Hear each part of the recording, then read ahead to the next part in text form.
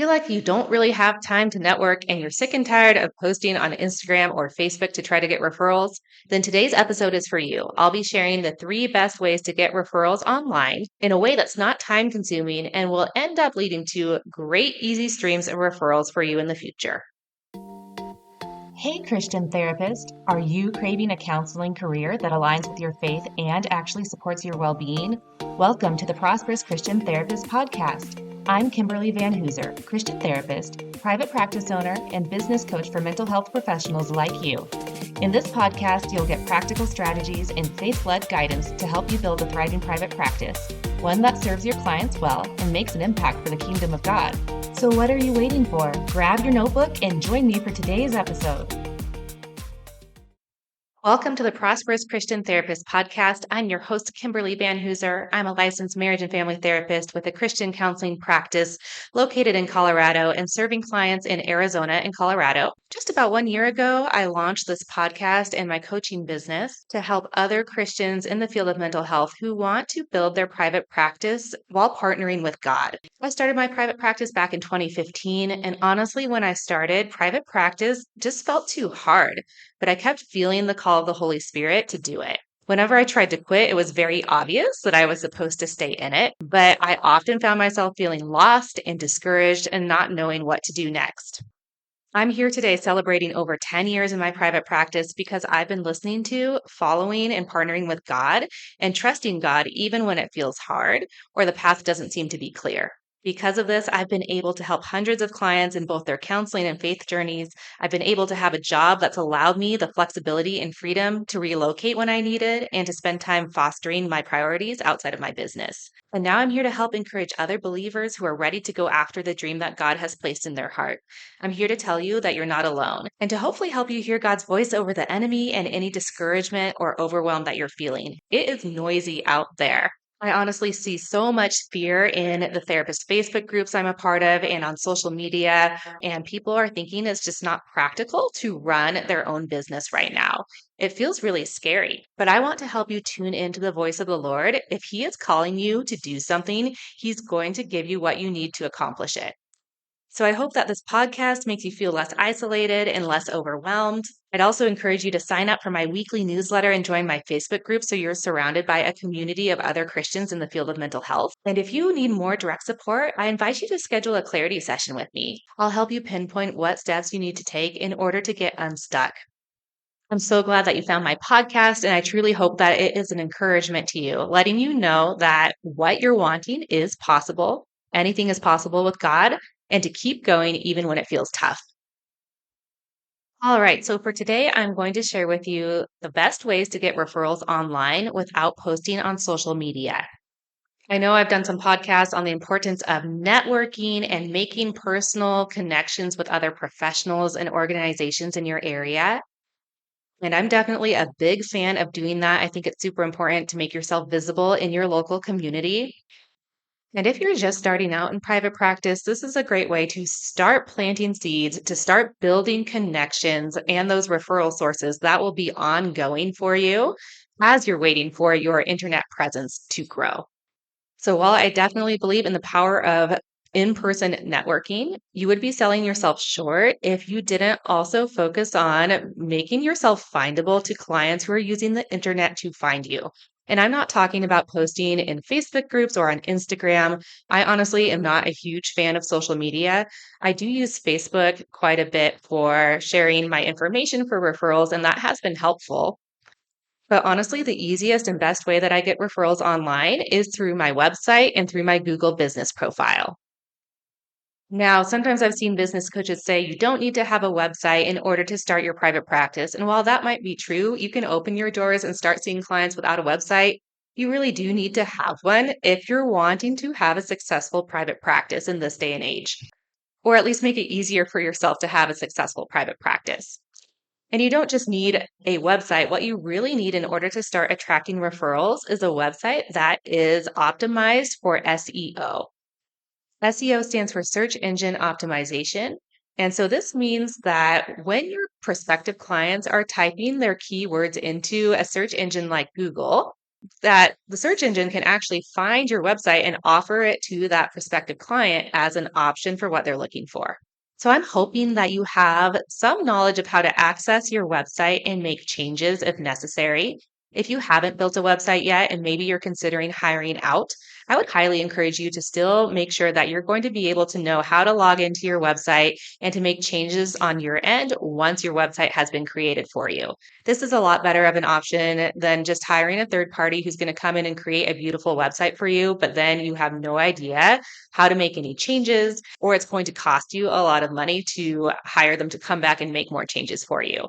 So, just if this is something you're considering, I would really highly recommend building your own, having someone else build it for you on a website like Wix or Squarespace. Those are pretty user friendly websites. And then you're going to have a lot more control over making changes to it, which helps boost your SEO.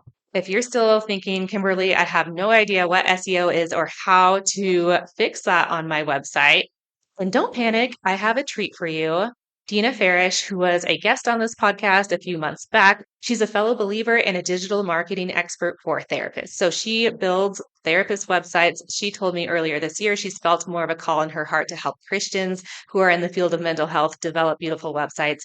And she actually has an SEO workshop that she shared with me. Now, this is not accessible to anyone, but she is offering it to friends of Kimberly Van Hooser, those of you who are listening to my podcast or any of my coaching clients. So I'll go ahead and drop the link to access that workshop in the show notes below.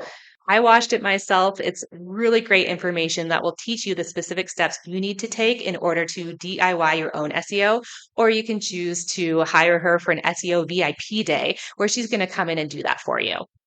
But having a website that is optimized for SEO is critical in being able to bring you in easy referral sources online where you're not even having to go through and post on social media. The next thing that I would highly recommend all of you do is get a Google business profile.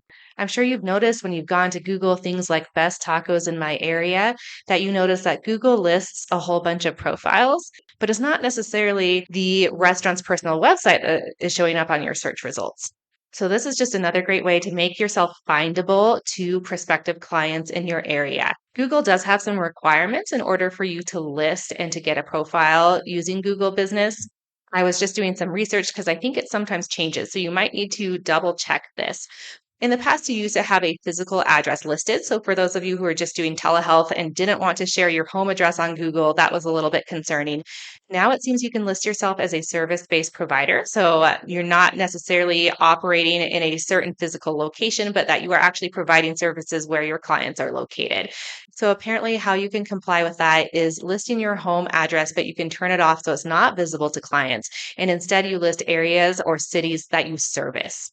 If you want to list an actual physical space, it has to be a space where you physically can provide therapy services. I think it used to be the case that you could use just a virtual mailbox, but now if you are using a virtual mailbox at a co-working space, it seems that you either have to have the ability to meet with clients there or you have employees that are staffed and at that location. So if you're primarily a telehealth provider and you don't have in-person space outside of your home, then the best way to go about this is to make yourself a service-based provider and make sure that your home address is hidden on Google. If you actually do have in-person meeting space, I've actually found that a great way to make myself more findable to clients. I sublease space 1 day a week, and that really has helped increase the referrals that I'm receiving. A lot of these people may want in-person therapy at first and then switch to telehealth. And sometimes people find me because I'm nearby, but if my day doesn't work for them, they're happy to do telehealth. So I really do think there's a lot of benefit to having a physical office location. You obviously can set boundaries with how often you're in person if you do prefer to do a lot more telehealth, if that's a lot more flexible for you. But it's a great way for clients to find you. So make sure you get a website that is optimized for SEO. I would highly recommend that you set up a Google business profile so people can find you that way. The other way that people tend to find me online in a way where I don't have to keep on networking in order to get these referrals is through online directories.